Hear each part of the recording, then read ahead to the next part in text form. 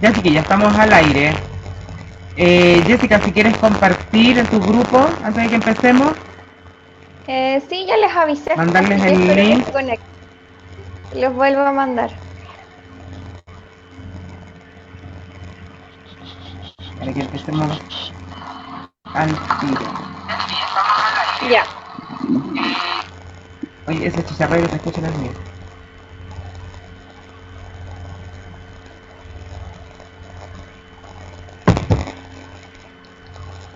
Ya chicos, se están conectando nuestros amigos, así que vamos a empezar en el nuevo programa de Fuera del Sistema.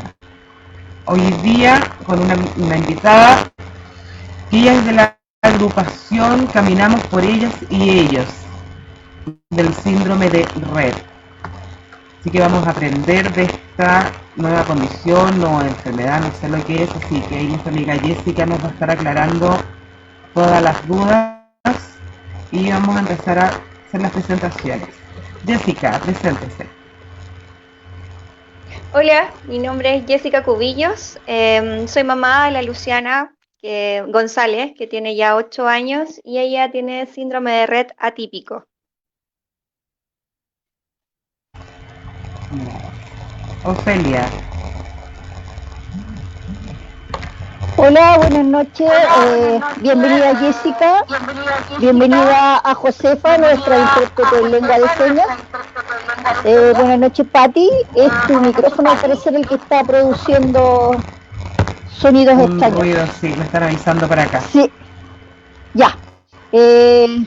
Vamos a aprender harto hoy día con Jessica, espero, porque me declaro un ignorante con respecto al tema. Salvo alguna información así ambigua que estuve viendo, pero Ujú. voy a estar feliz de poder saber más.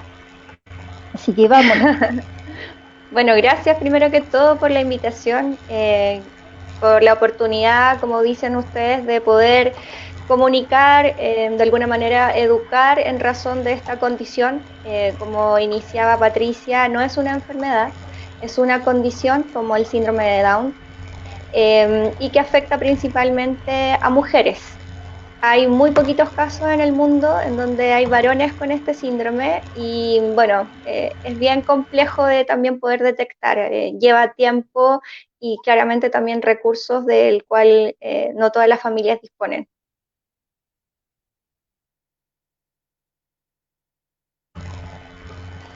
Jessica, cuéntanos un poquito, el síndrome de Red es una condición, perdón, nos decías tú que se da mucho más en las mujeres. Eh, ¿Cuáles son las características físicas o cuáles son las características que tienen los niños este Mira, síndrome? sí, mira, hay dos, por decir de algún modo, hay como dos mundos compartiendo un mismo síndrome. Ocurre que hay un red que es el atípico, que por ejemplo es el que tiene mi hija, que tiene Luciana, donde al ser atípica, ella todavía conserva algunas habilidades, como es la marcha, es decir, puede caminar, tiene una especie de trote, puede todavía tomar algunos objetos con sus manos, conserva algo de lenguaje, pero hay una discapacidad mental. La Luciana tiene 8 años, pero su capacidad cognitiva es obviamente inferior a la edad cronológica. Lo que ella logra hacer básicamente también es desde la emoción, no solo con aquello que uno está habituado quizás con un niño neurotípico. Y como les decía, esta es como una condición que está dividida entre aquello que es mucho más agresivo, como el clásico, y este red atípico que podría decir uno que es un poquito más liviano, que es más llevadero. En el caso del red clásico es bien dramático y potente porque lamentablemente tenemos muchos niños que están y niñas que están postrados, que necesitan mucha atención médica, que frente a este síndrome circundan enfermedades muy potentes como es la epilepsia, en muchos de los casos de epilepsia refractaria, por lo tanto el tema del medicamento, los temas en relación a las terapias son muy potentes y necesitan mucha ayuda. Y claramente eso va también en perjuicio de la salud, o sea, ocurre que hay varios casos de niñas que están tomando más de un medicamento y claro, te sirve para contrarrestar el tema de la epilepsia, pero te va en el fondo gatillando y quizás también perjudicando otra parte de tu parte física, de tu organismo. Entonces es bien complejo, no te podría decir que siendo una misma patología todas van a tener el mismo comportamiento. Lo que sí hay factores comunes como el tema de la epilepsia, en que en algunos casos está más marcado, en otros no tanto. Por ejemplo, la Luciana tiene estos momentos como de ausencia, que están ligadas a la epilepsia, pero ella no genera crisis. Y tenemos casos de pequeñas que tienen muchas crisis de epilepsia en el día. Sí, la Luciana, por ejemplo, no controla el esfínter, y eso va a pasar de aquí hasta que viva lo que más pueda, que quizás llegue a la edad mía, 40 años. Y también el hecho de que no van a poder comunicarse verbalmente, y claramente esa es una situación, sobre todo lo que estamos viviendo hoy en el mundo, con esto de la pandemia, que nos tiene bastante angustiados.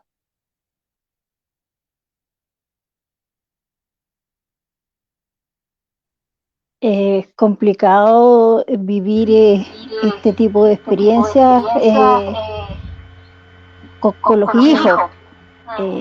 Cualquier tipo de condición que se dé tanto como la de tu niña o como cualquier otra, el tipo, oriéntanos un poquito más con respecto a medicamentos o tratamiento que se les dé. Mira, nuestras niñas necesitan mucha medicación para el tema de la epilepsia. Hay algunas que toman más de un medicamento, por lo tanto, eso genera un costo muy elevado para la familia. Necesitan en algunos casos una leche especial, alimentación especial, y también el tema de las terapias complementarias, aquellas que le entregan una mejor calidad de vida. Y nosotros sabemos que acá en Chile eso es dificultoso poder costearlo entre toda la familia.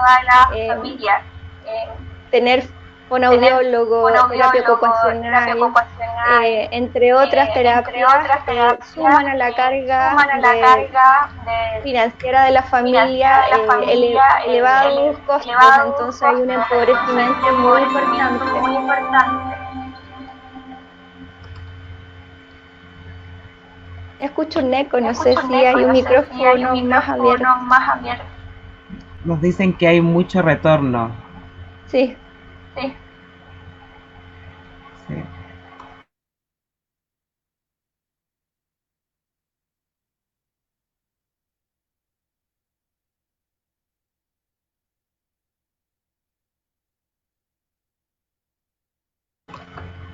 ¿Ahora sí, Jessy? Sí, ahora escucho bien. Ya. Bueno, y como les comentaba, el costo de las terapias son carísimas y bueno, eso lo compartimos entre muchas condiciones, enfermedades, situación de discapacidad, donde esto no está obviamente realmente entregado por el Estado de Chile. Entonces, claramente para muchas familias esto involucra un empobrecimiento muy potente.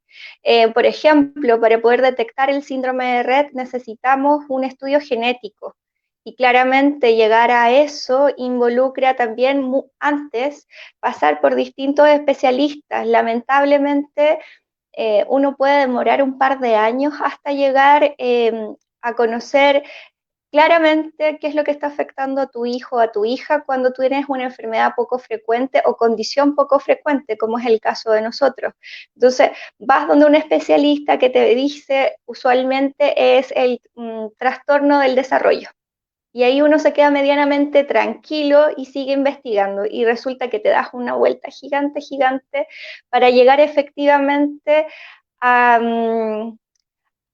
poder determinar qué es lo que tiene tu hijo, qué es lo que tiene tu hija, cómo lo puedes ayudar.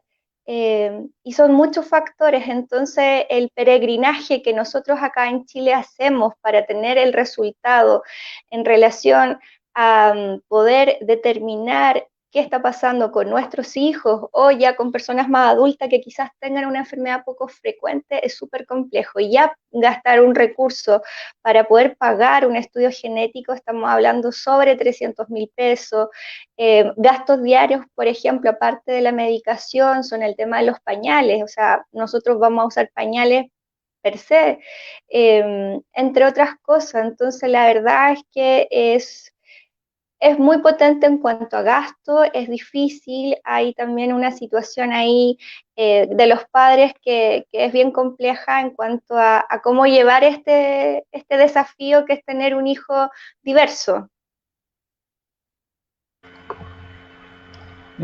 Acá una de las personas que nos está viendo nos dice, yo encuentro que es un síndrome muy triste, ver día a día cómo se va pagando es terrible. Sí, sí, y me Obviamente debe emociona ser terrible, esa... debe ser terrible ver cómo tu hijo o tu hija se va deteriorando, porque por lo que yo leí, por lo que sale en internet sobre el síndrome de Rett, es una condición que los afecta como de bien chiquitito, de los 6 meses para adelante, una cosa así decía, y les trae hartos problemas, les trae escoliosis, Sí. rechinan los dientes, entonces eso también lleva a otro gasto extra aparte de la condición que ya tienen. Ya el Claro, tema dental, llevarlos a dentistas, que aquí es en súper Chile son carísimos los dentistas. sí. Es súper complejo porque, a ver, en el caso del red, cuando es clásico, como decía la persona que ahí hacía el comentario, efectivamente es como una lucecita que se va apagando día a día. Como yo les señalé también al comienzo, este es un síndrome muy diverso y que va a afectarlas de manera distinta. Un caso no se va a igualar a otro, sobre todo si es un red clásico o es un atípico. Hay variantes y hay cosas más complejas, evidentemente, en lo que es el clásico. Ahora bien, efectivamente, cuando es el red clásico, tenemos situaciones mucho más graves en donde nuestras niñas se van apagando, están en permanente. Hay varios libros que hablan del RED y varias experiencias que están hechas por la vivencia de las propias familias, principalmente de la madre la que escribe. Por lo tanto, hay un libro en donde una mamá española describe justamente que es como lidiar con un monstruo. No sabes en qué minuto él va a ganar la batalla en el fondo. Y hay situaciones muy complejas, hay casos muy dramáticos, pero también hay una fortaleza increíble en esas familias, en esos padres, en esas madres que dan todo de sí y más para sacar adelante a sus hijas, que buscan las herramientas que no tienen, eh, a veces, muchas veces, y es una batalla diaria para muchas familias. Yo en general puedo decir que la condición de mi hija, la Luciana, es bastante llevadera. Yo creo que me llevo una parte de este síndrome bastante, y perdón si soy redundante, favorable en comparación a lo que sé que viven muchas familias del grupo que yo represento, el cual creamos con 5 familias en 2017. Y dentro de estas familias hay muchas que el día a día dura más que 24 horas y es bien difícil y es bien complejo. Jessica, esta es una enfermedad poco frecuente. ¿Cuántos casos tienen acá en Chile de niños o ya adolescentes, qué sé yo, con este síndrome? Mira, la incidencia que hay de este síndrome es que es un caso entre 10.000 a 15.000 nacimientos. Hasta ahora nosotros en Chile, a través de nuestra organización, tenemos conectadas 100 familias.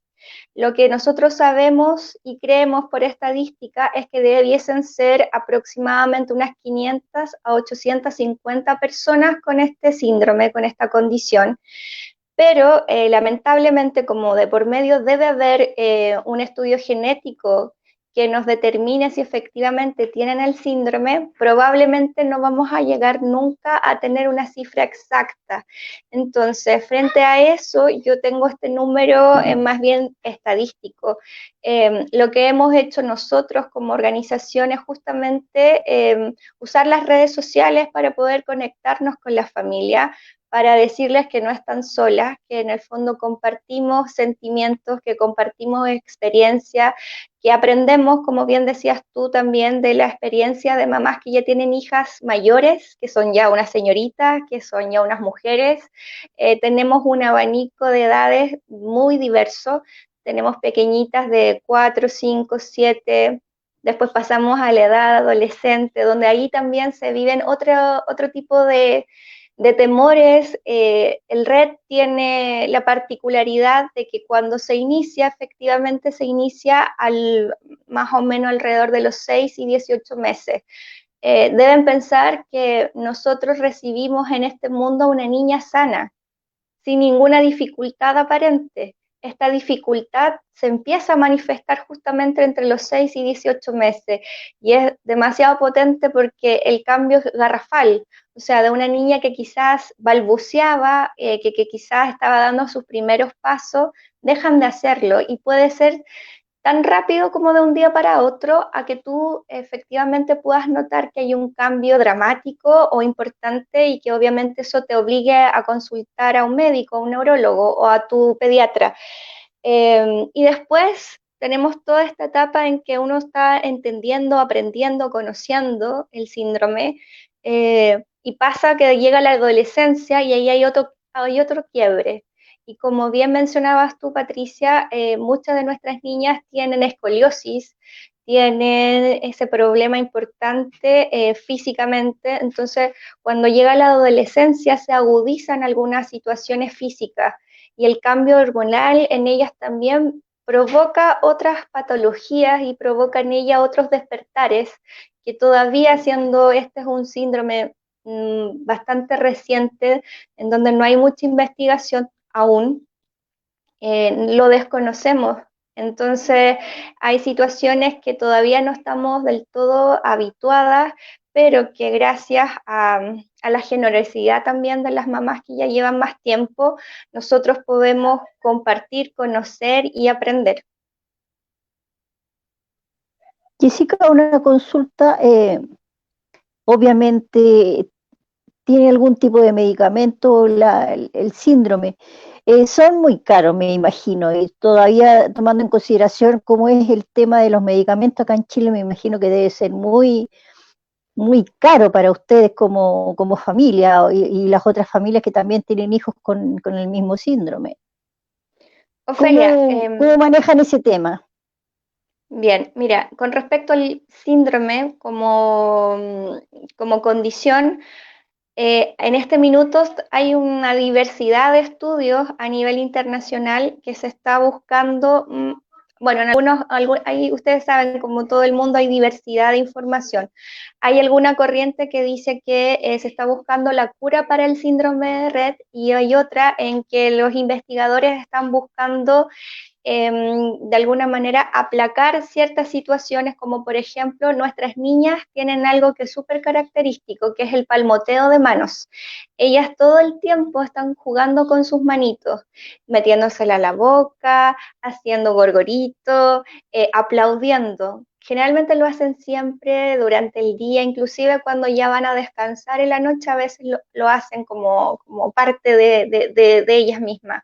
Y hay investigaciones que se refieren a esto justamente, que es aplacar aquello que debiera controlarse para permitir que ellas pudieran ocupar sus manitos, porque esto es diario, entonces al hacerlo muchas se les atrofian los deditos.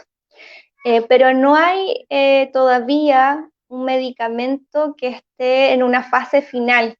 Sabemos que hay varios medicamentos que se están probando, inclusive medicamentos que corresponden a otras enfermedades como Parkinson, que también se están investigando para saber si tienen alguna incidencia positiva en el síndrome de Rett. Pero como les comentaba, este es un síndrome medianamente poco conocido, el cual desde los años 60, cuando lo descubrió Andreas Rett, que fue el investigador, vio esta situación en particular, y entonces es ahí donde estamos como medianamente nuevos en la búsqueda de información. Por lo tanto, no hemos todavía logrado encontrar ni la cura, como dice una corriente, ni tampoco un medicamento que ayude 100%. Lo que sí nuestras niñas viven es el tema de la epilepsia, y para ello en el fondo se necesitan a veces más de un medicamento. Hay familias que también se apoyan en la cannabis medicinal, y bueno, cada una, obviamente, cada familia, cada padre, cada madre opta por por aquel camino que entiende que responsablemente le va a hacer un bien a su hija.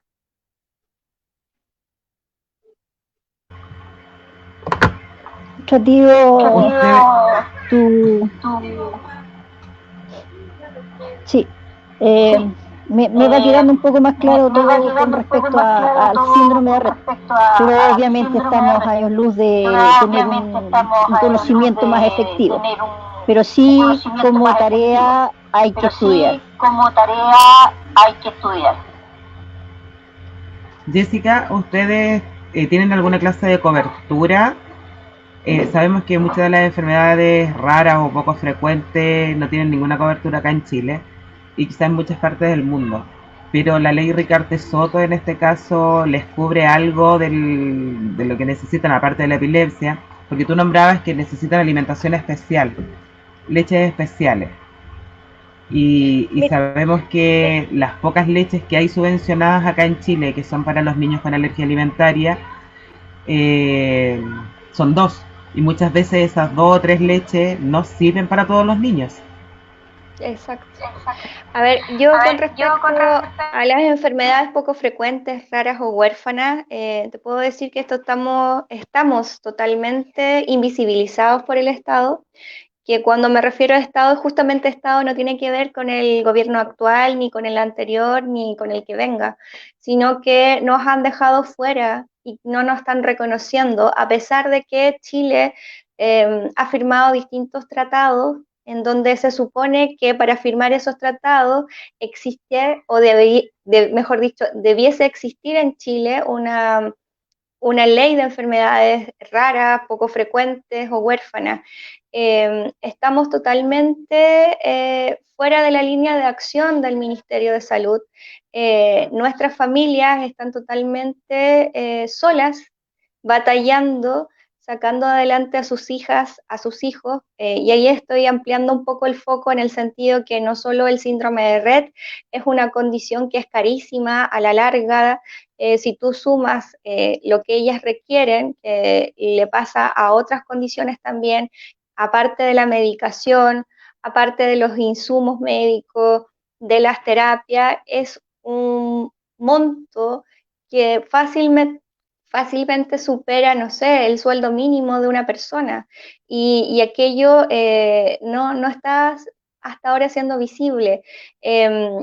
Han habido organizaciones que efectivamente en su momento, y lo siguen haciendo, han levantado la voz, han hecho un trabajo, pero no han sido escuchados del todo, y ahí obviamente hay mucho camino por hacer, por recorrer. Lamentablemente la ley Ricardo Soto, si bien tiene algunas, y son pocas, enfermedades poco frecuentes dentro de sí misma, no es la ley que nos permita a nosotros obviamente conseguir mayores beneficios, pero más que beneficios, mayores derechos en cuanto a atención, en cuanto a terapias, en cuanto a recibir una salud que merecemos todos los chilenos, independiente de la condición que se tenga, calidad, dignidad. Esas cosas lamentablemente están fuera del alcance. Hay situaciones bastante dolorosas.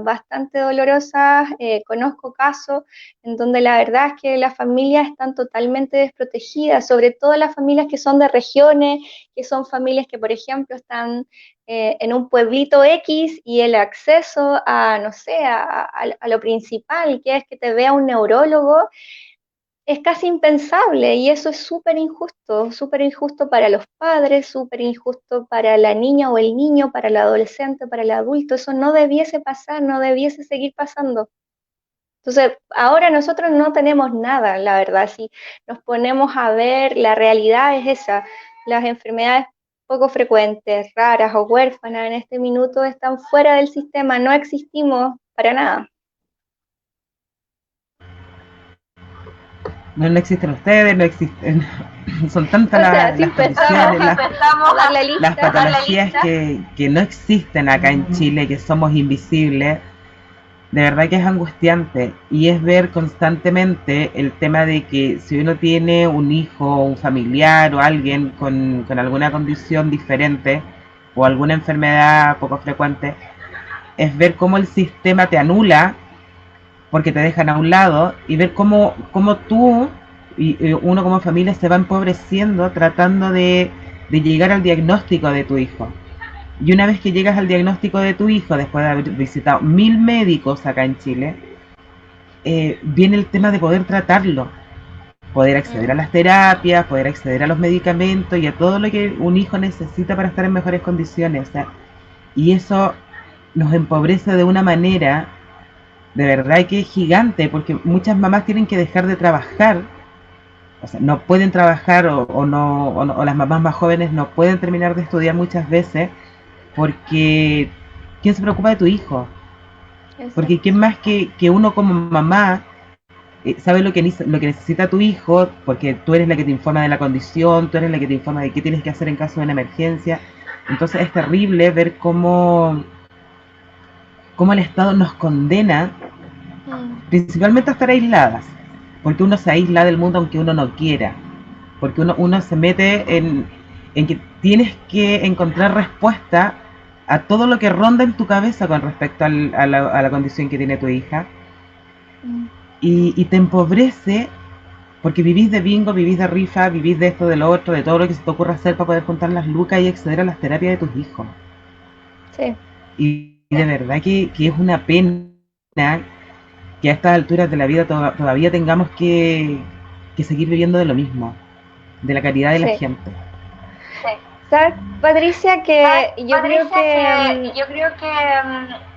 que no solo nos empobrecen económicamente, nos empobrecen desde el alma, nos empobrecen en tener una condición ya con nuestros hijos o con nuestros familiares o nuestras personas de cuidado que es súper complejo de sobrellevar y que claramente nadie, creo yo, que está preparado para recibir una noticia como cuando te dan el diagnóstico y te dicen que esta es una enfermedad poco frecuente y que obviamente uno se va de cabeza, lee internet y busca y lo primero que te aparecen son cosas súper terribles y claramente ese primer impacto nadie te ayuda a manejarlo.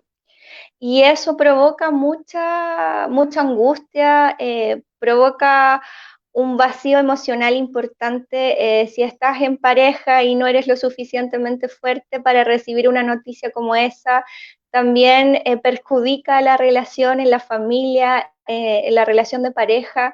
El estar invisibilizados, el estar no contemplados en el sistema de salud, siento yo que no solo nos empobrece físicamente, no solo nos empobrece en la economía de la familia, sino que también como persona, como en los sentimientos. O sea, no hay nada que nos permita, ya sea por propia voluntad y por la fortaleza que tengas como familia, que tengas tú como persona para pararte y decir, ¿sabes qué más? Yo igual me la voy a poder, vamos a salir de esto y lo vamos a hacer, no sé cómo, pero lo hago, que es lo que he escuchado de muchas de nuestras familias, de nuestros papás, de nuestras mamás, pero eso te lo arrebata también el Estado al tenerte invisible.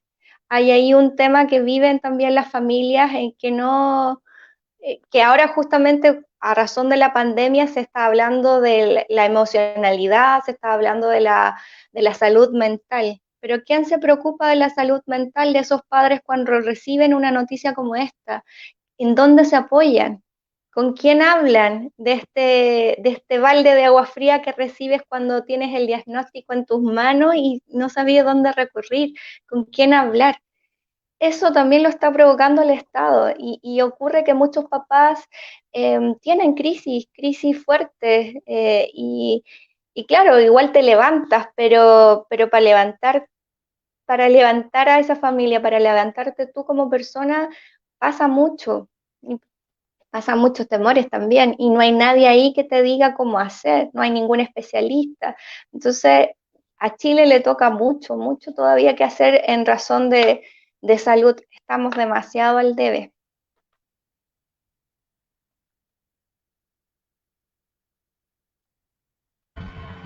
Mira, hay una amiga que nos dice, nadie se preocupa de nosotros y nuestra salud mental. Eso es verdad, porque a ver, si nosotros vemos que como mamá o como cuidadora, uno se enfoca en conocer la condición del hijo y en tratar de ayudar al hijo, viene la postergación de uno también, la postergación de la Claro. mamá. Y te hablo de la postergación ya sea en temas de estudio, de tema de trabajo, como mujer, como esposa, porque todos tus sentidos están puestos en sacar adelante a tu hijo y de verdad que este es un trabajo que debería hacerse en conjunto con un equipo multidisciplinario, porque si bien aquí el foco de atención es el niño que tiene una condición diferente, está también la persona que está con ese niño. Porque si tú no estás bien psicológicamente para sobrellevar lo que se te vino encima, porque es tu hijo, o sea, no estamos hablando de que se te enfermó el perrito, de que podía ir a comprarte otro, de que, no sé, pues, de que le pasó a Juanito Pérez, no, te pasó a ti, le pasó a tu hijo. Y vemos que no tenemos ayuda por ninguna parte para poder, uno, estar bien. Porque al final eres tú la que está en los controles, eres tú la que vive las crisis, eres tú la que lucha por los medicamentos. O es uno como mamá la que estudia y la que está ahí de cabeza todo el día y tratando de informarte para que tu hijo tenga una mejor condición de vida. Yo siempre con Ofelia hemos insistido en lo mismo. Aquí debería ser un equipo multidisciplinario para que también tomara a la mamá. Porque la Sí, mamá también claramente, necesita contención. perdón, sí, claramente sí. O sea, Chile tiene mucho que aprender a países como España, como Canadá, en donde existe una ley de enfermedades poco frecuentes, pero en esa ley no solo se está pensando en el paciente o la persona de cuidado, sino que también se piensa en la persona que hace el cuidador principal, que generalmente nosotras bien sabemos recae en el rol de la madre, de una hermana, de una tía, pero también uno puede desconocer que hay hombres que se escapan favorablemente en positivo de esa regla y que también son cuidadores de sus hijos. Entonces, lo que sucede en Chile es que creo yo que no estamos viendo ni aprendiendo las cosas positivas que están pasando en otros países y que nos tienen una ventaja enorme. O sea, yo miro siempre a España, no solo porque está el tema del síndrome de Rett ya de manera bastante avanzada y planificada también como organizaciones civiles de pacientes que tienen ahí un tema potente, que son una voz escuchada, que no es una voz silenciada, sino que es una voz que tiene poder en cuanto a decisiones, que trabaja, por ejemplo, a la par o en conjunto de manera colaborativa con la academia en donde se te escucha como organización. Entonces, Chile debe aprender mucho de afuera, también de los países vecinos. Argentina tiene una ley de enfermedades poco frecuentes, Paraguay. Entonces, nosotros nos estamos quedando atrás demasiado, demasiado, estamos demasiado distantes de buenas prácticas, de buenas cosas que tienen que ver con que nuestra sociedad también esté mejor. Tenemos que cambiar el concepto también de esto de la mirada, eh, del que, no sé, yo tengo una visión particular, pero tan asistencialista. Necesitamos que se sepa y que se tenga claridad que nuestros hijos, los pequeños, los jóvenes, los adultos, tienen derechos, son sujetos de derecho, no de caridad. Tenemos que hacer valer eso, la gente lo debe entender, el común de la gente, que eso no implica claramente lo que estoy diciendo, que hay instituciones que han hecho un trabajo a lo largo del tiempo muy importante, pero debemos dejar de mirar de esa manera tan asistencialista y hacer un cambio en positivo, para que también las familias tengan un pasar menos complejo, menos terrible. No puede ser que algunas familias se demoren, no sé, 5, 4, 6, 10 años en tener un diagnóstico. Eso es tremendo. Lamentablemente vemos que aquí en Chile siempre los diagnósticos son tardíos Mm, y muchas veces para condiciones o patologías que no son tan raras. claro. Entonces, sí, estamos años luz de poder estar a la altura de otros países, de España, de Canadá, qué sé yo. Pero también yo creo que pasa por un tema de falta de voluntad. Mm. Falta de, de, Falta de voluntad mucha, realmente sí, de querer hacer las cosas falta bien. bastante. Jessica, en estos momentos de pandemia, ¿cómo están las familias de ustedes con sus niños, pensando en que está tan peligroso y tan complejo poder llevar a nuestros niños al hospital y lamentablemente sabemos que muchos niños hacen estatus convulsivos peligrosos Mm. y que por más que las mamás sepan cómo tratarlos en sus casas, muchas veces esto se escapa de las manos y tienen que recurrir igual al hospital. ¿Cómo lo están haciendo con el tema de los medicamentos, las leches especiales? ¿Se están organizando entre ustedes? Mira, con respecto a cuando todo esto inició en relación a saber que Chile obviamente igual no se iba a mantener al margen de la pandemia, se activaron las alarmas, evidentemente, y la angustia dentro de nuestra familia, justamente por el tema de las atenciones, también porque muchas de nuestras familias no solo van en busca de un medicamento o de un control, sino que muchas de ellas tienen que viajar a Santiago para recibir las terapias complementarias o de acompañamiento.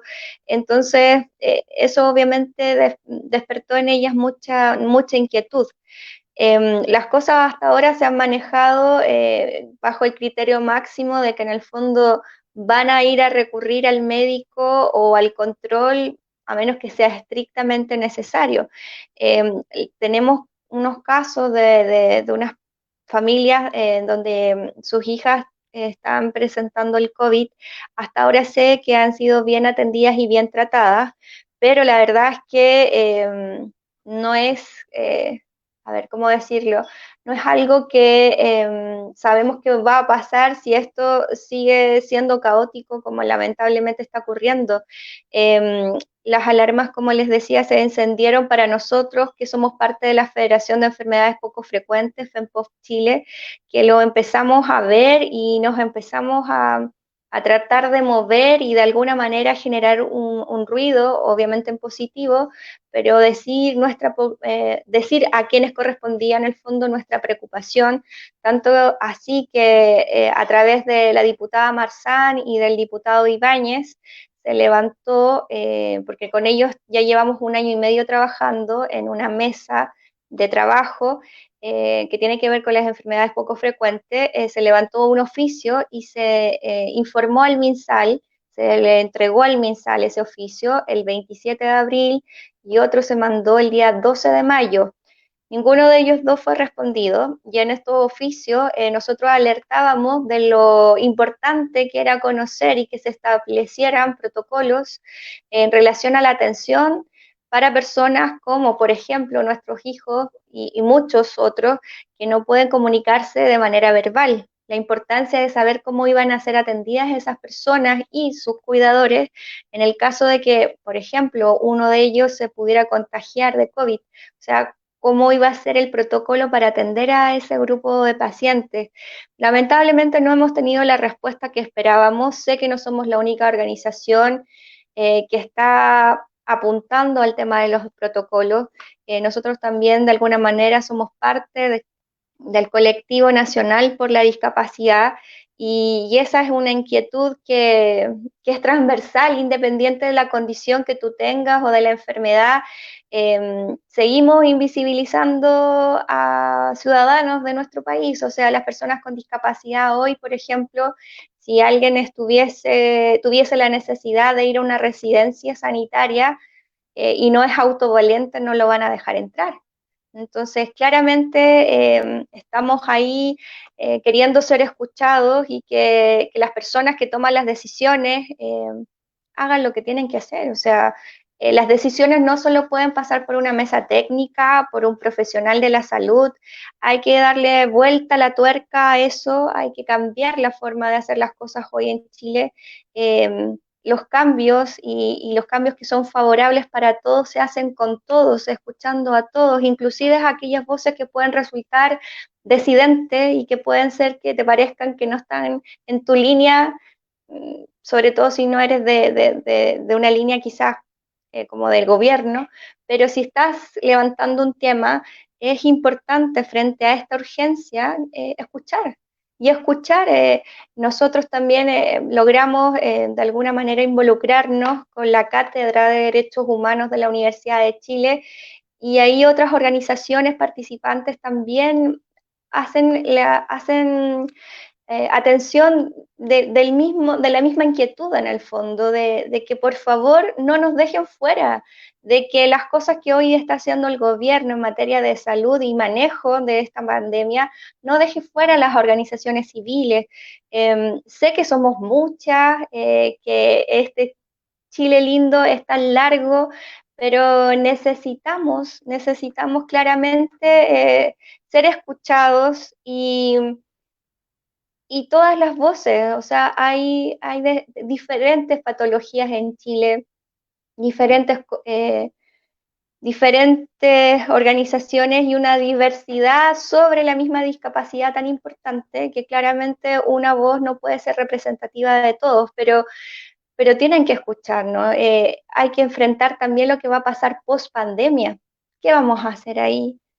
Si ni siquiera hemos hecho bien las cosas antes que esto llegara. Entonces, hay que actuar ahora, durante y post pandemia, y yo lo veo complejo, lo veo difícil.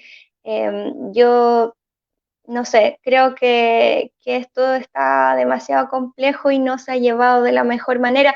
Espero equivocarme y espero que prontamente el ministro París pueda dar una luz un poco más en positivo de solo cifras. Y para mí es súper doloroso en lo particular ver el punto de prensa cada día y ver que las cifras en vez de ir bajando van aumentando y me duele saber que quizás nunca vamos a saber si de todo ese número importante de personas que partieron y que partieron quizás antes de tiempo, no vamos a saber qué número de esas personas quizás eran con algún tipo de discapacidad, con una enfermedad que nosotras y ustedes también representan, y eso no puede ser, eso no puede ser.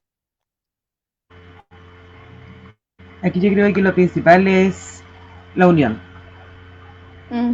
Unirse todos y pelear todos por la misma causa, porque al final yo creo que organización que se levanta, fundación que se levanta, ONG o como quieran llamarse, se levantan por la necesidad de luchar por los mismos enfermos, por los mismos niños, jóvenes, adolescentes o adultos que tienen una condición especial o una condición diferente. Creo que, como decías tú, Jessica, aquí los que tienen que hacer su pega son los que nos gobiernan, que ya deberían de verdad dejarse de jugar a que yo tengo el poder y voy a hacer lo que se me dé la gana, porque aquí estamos hablando de vidas, estamos hablando de hijos, de madres, de adolescentes, de sobrinos, de primos, de quien sea, que tienen condiciones diferentes y necesitamos respuestas concretas para nuestros pacientes. Necesitamos respuestas concretas para las familias, a las que muchas de nosotros representamos. Creo que llega un momento en que todas las agrupaciones, todas las fundaciones, las federaciones, como quieran llamarse, tienen que unirse. Creo que es la única forma de que podamos realmente hacer presión y podamos tener respuestas concretas a lo que nosotros exigimos y que entiendan que nuestro único objetivo no somos nosotros. No soy yo, Patricia Lara, no eres tú, Jessica Cubillo, no es Ofelia Núñez, no. Son nuestros pacientes, son nuestros hijos, son nuestros hermanos, a lo mejor, no sé, los nietos de alguien, que es por lo que estamos luchando. Y de verdad ya que las autoridades dejen de hacerse los locos y empiecen a invertir en los enfermos, a invertir en investigaciones aquí mismo en Chile. O sea, de verdad que me da mucha pena y mucha impotencia cuando tengo amigos y me dicen, pucha, ¿sabéis qué? Que en Chile ya no hay nada más que hacer, tengo que mandar los exámenes de mi hijo para el extranjero y necesito tantos millones. Y tú los veis que ganan 500 lucas y que tienen que pagar arriendo, que tienen otro hijo, que tienen que seguir manteniendo la casa. Entonces, ¿cómo lo hacís? ¿Cómo se hace? ¿Cómo lo puedes hacer tú sin dejar desprotegida a tu familia, al resto de tu familia, a tu mujer, a tu otro hijo? ¿Cómo mandáis un examen para el extranjero si con suerte podéis malvivir aquí en Chile? Porque los sueldos no dan. Porque las ayudas tampoco llegan a tiempo. Porque no tenemos ayuda. No tenemos ayuda de nadie. Las leyes, o sea, aquí lo que es el GES, la ley Ricardo Soto, acá a nosotros no nos sirven.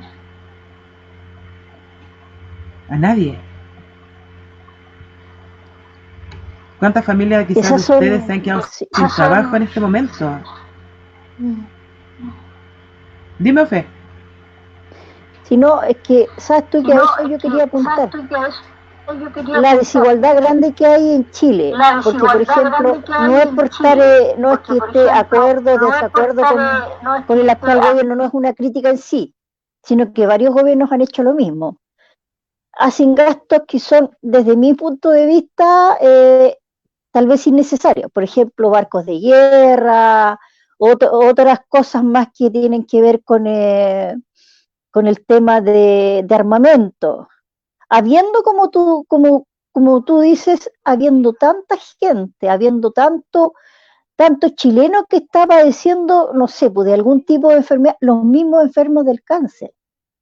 Todos, a la larga en este país, con alguna patología de cuidado o de importancia, viven, digámoslo, con todas sus letras, de la caridad del resto. Con los bingos, con las rifitas, para poder costear el tratamiento, para poder viajar a Santiago, hacerse algún tratamiento, qué sé yo. Mientras que nuestros gobernantes gastan millonadas de plata en cosas que para mí no tienen ningún sentido. Porque ¿qué sentido tiene para mí un barco de guerra? ¿O qué sentido tiene para mí, no sé, porque compren, qué sé yo, ya pongámosle una cifra, 80.000 subametralladoras o cosas por el estilo? Si nosotros no estamos en guerra con ningún país, con ninguna nación extranjera, nada. Ni con nosotros mismos, aunque por ahí alguien dijo que estábamos en guerra.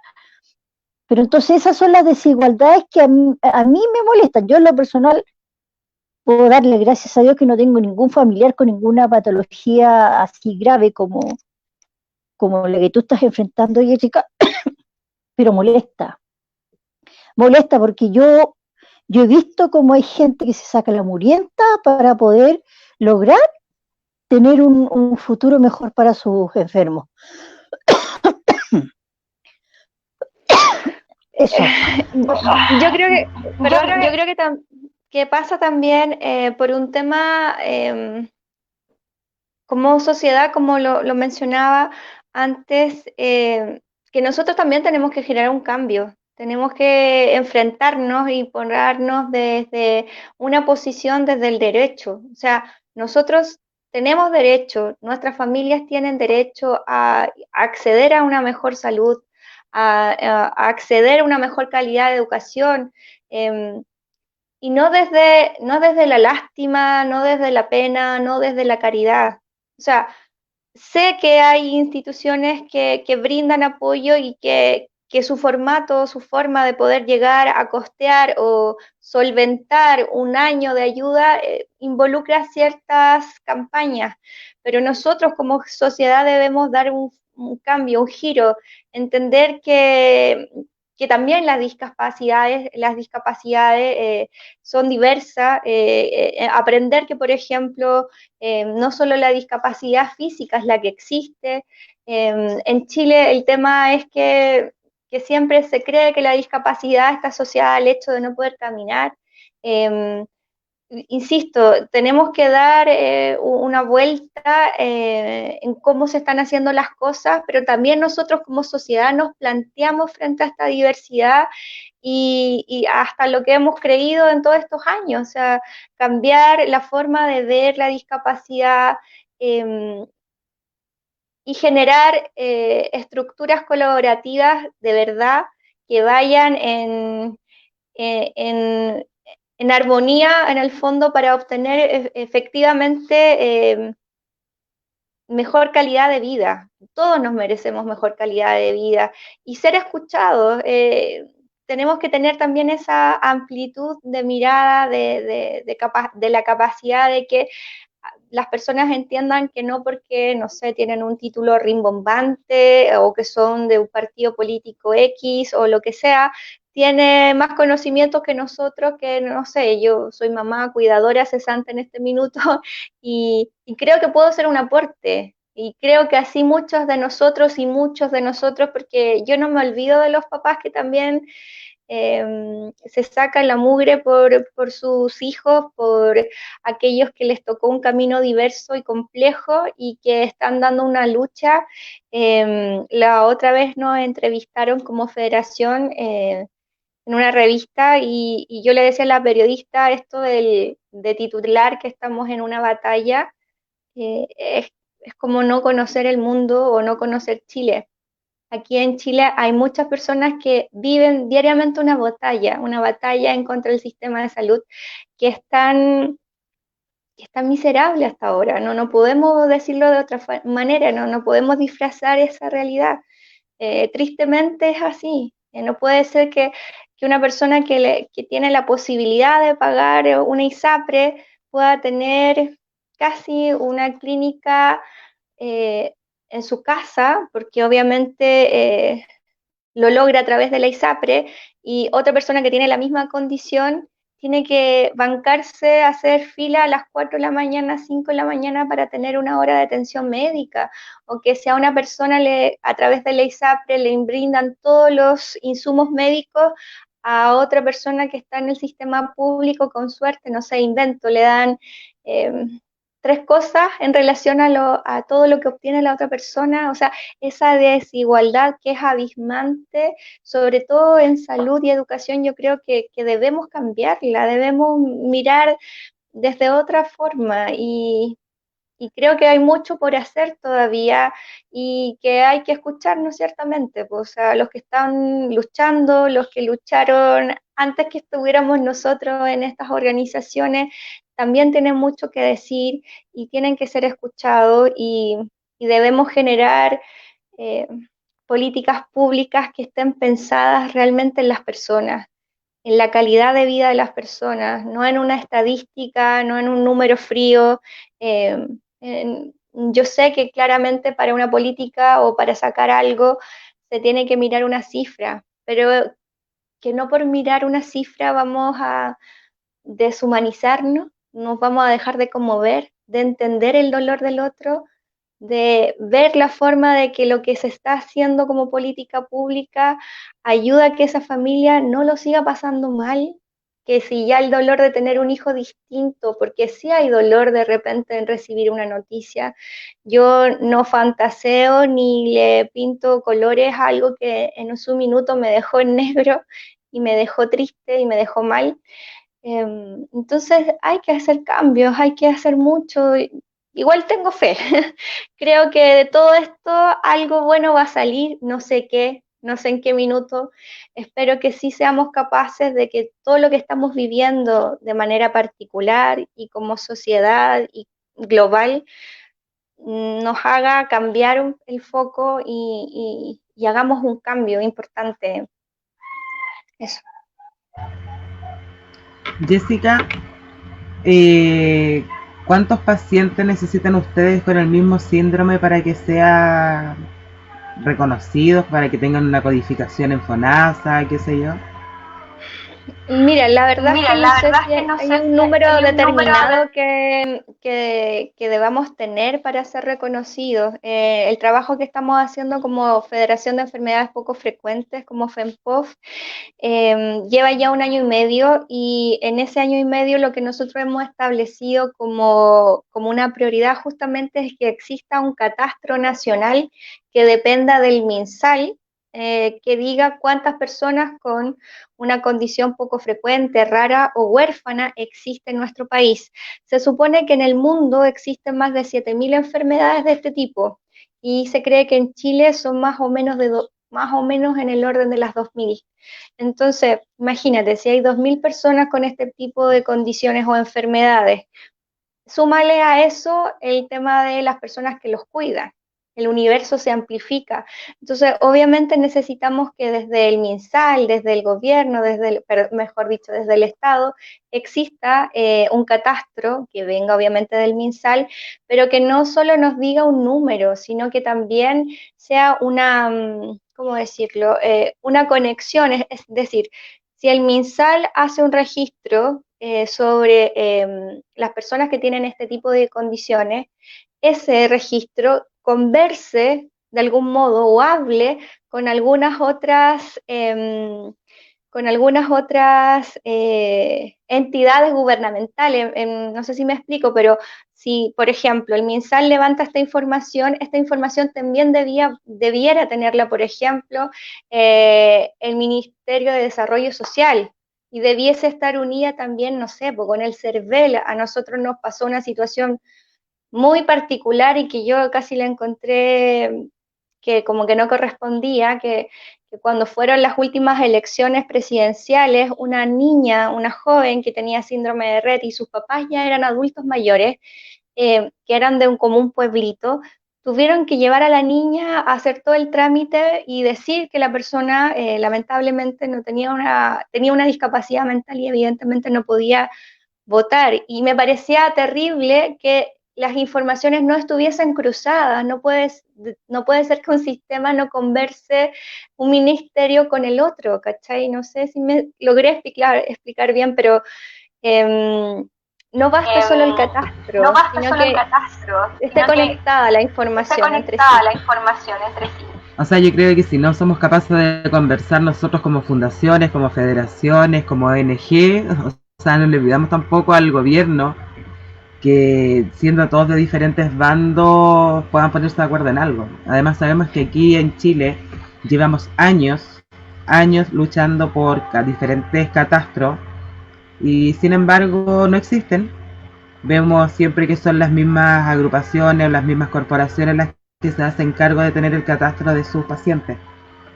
Claro, entonces, por eso la idea es que fuese algo universal, que dependa de un ministerio y no de una organización.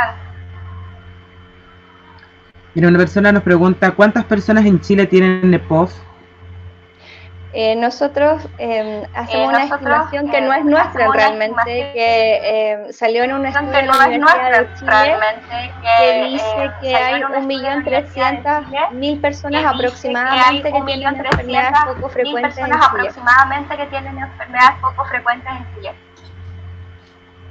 Y eso sin contar todavía los que no tienen diagnóstico o los que hemos conseguido un diagnóstico en el extranjero y no tratamos a nuestros niños acá en Chile.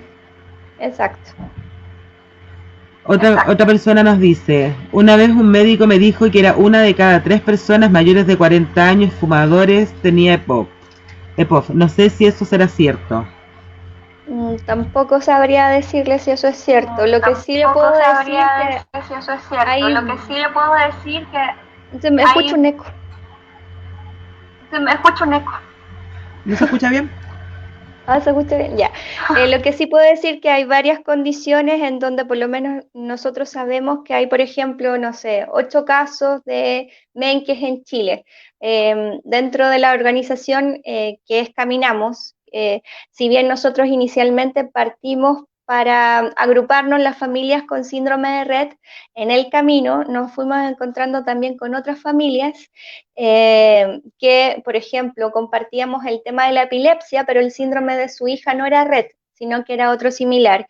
Y tenemos casos en donde claramente hay un caso en particular que es un síndrome bien complejo, que son solamente iniciales, que es el HNRHPU, me lo anoté para que no me pudiera confundir, y que es Tomás, que es un pequeño, que es el caso único en Chile. Entonces, probablemente, y como lo indicábamos al inicio, deben haber muchos casos que son únicos y que para saber efectivamente qué es lo que tienen los papás, tienen que hacer un recorrido inmenso y eso se demora. Entonces, claramente no están quizás dentro de un catastro, ya sea de una organización, porque cada organización también hace sus propios catastros para saber con cuántas personas cuentan dentro de la misma, pero deben haber otros casos únicos. Sé también el caso de 2 o 3 niños que comparten una patología, que son los 2 casos únicos acá en Chile y creo que hay otro en Argentina. Entonces, las enfermedades poco frecuentes tienen esta poca prevalencia que los hace complejos de localizar, de determinar y nada, pues hace todo muy, muy, muy complejo para las familias.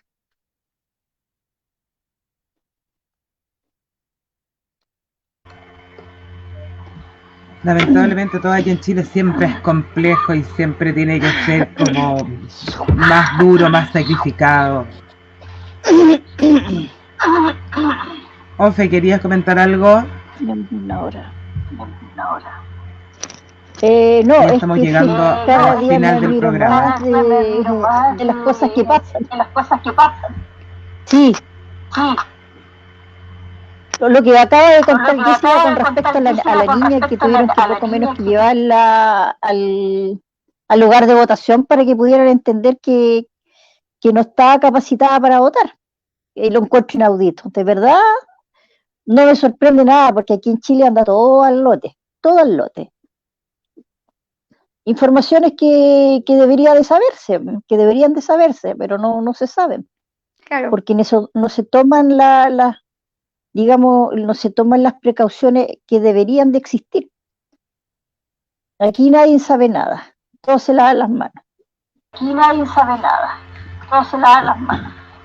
Mira, voy a leer el último mensajito antes de despedirnos. No sé quién lo manda porque no me aparecen nunca los nombres. Dice, deberíamos de dejar los egos y competencias de lado entre todas las organizaciones y fundaciones. Si los avances serán para nuestros hijos y los que vendrán, todos debemos estar unidos, si no, nunca lograremos nada. También soy una convencida de que si no dejamos los egos de lado, si no dejamos los logos de lado, si no somos capaces nosotros de dejarnos de lado por el bien de nuestros hijos, es poco y nada lo que vamos a avanzar. Si el Estado nos ve siempre peleándonos unos con otros, creo que nunca nos van a tomar en serio, y lo digo a nivel de todas las agrupaciones, de todas las organizaciones o todos los que se levantan, las organizaciones que se levantan día a día. Creo que de repente prevalece mucho el ego y perdemos el foco de realmente cuál es nuestra lucha. Esperamos que algún día todo esto cambie, que quizás conocer otros testimonios, otras patologías, otras condiciones nos hagan aterrizar un poco y darnos cuenta de que la lucha aquí no es de egos. No es quien habla más fuerte o quien habla más lindo o quien tiene más lindo pelo, nada de eso. Aquí la lucha va por nuestros hijos, por nuestros pacientes, por nuestros enfermos. Jessica, quería darte las gracias por aceptar la invitación. Oye, Pati, ¿me permites una palabrita? Chiquitita, es para leer un mensaje que llegó aquí que me parece importante. Lo envía Yovi Pérez, que es una amiga activista igual que nosotros.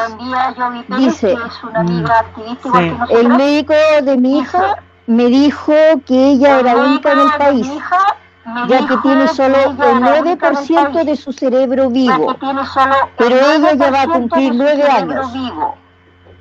No le dieron ni un día de vida. Ay, chico. Un Es más rica la gorda. un abrazo. Es muy un rica esa abrazo gorda. para ella. Sí. Y fanática de los Vázquez. Oye, me quiero despedir antes que se acabe. Agradecer Sí, el queremos- espacio. Queríamos darte las gracias por aceptar la invitación, por enseñarnos un poquito de este síndrome, que de verdad no lo conocía. De hecho, tuve que buscar algo de información en la web. Y la idea es, obviamente, ampliar la invitación a más fundaciones, organizaciones con enfermedades poco frecuentes para ir aprendiendo todos. Es necesario visibilizar estos temas, que la gente aprenda y de paso aprendemos todos. Yo creo que es necesario que todos sepamos que existen, que no son invisibles, que están ahí, que están luchando, que están sufriendo. Así que gracias, Jessica, por haber estado con nosotros hoy día y contarnos un poquito de tu historia, también tu lucha con tu gordita y de lo que hacen. Gracias otra vez por la invitación. Espero que sigan repitiendo el programa en el sentido de invitar a organizaciones de enfermedades poco frecuentes, raras o huérfanas. Y claro, si bien la lucha es de todos y por todos, hay que aprender, en el camino uno aprende siempre y nada, a colaborarse. Así que bueno, muchas gracias por el espacio. Vamos a leer el último mensaje para que no se me enojen. Dice: fuerza a todas las familias que luchamos día a día por amor a nuestros hijos o familiares. Vamos, que siempre salimos adelante. Saludos desde Autismo Ñuñoa. Saludos, chicas. Quiero agradecer a Josefa, que ha tenido harta pega estos días, debe estar súper cansada, por estar en la interpretación en lenguas de señas. Gracias. Gracias, Jessica. Ofelia, un día más. Sí, A despedir. un día más. Sí, Jessica, agradecerte porque aprendí hoy día un poco más. Como te había dicho en un principio, yo había publicado en algún día dentro de nuestra página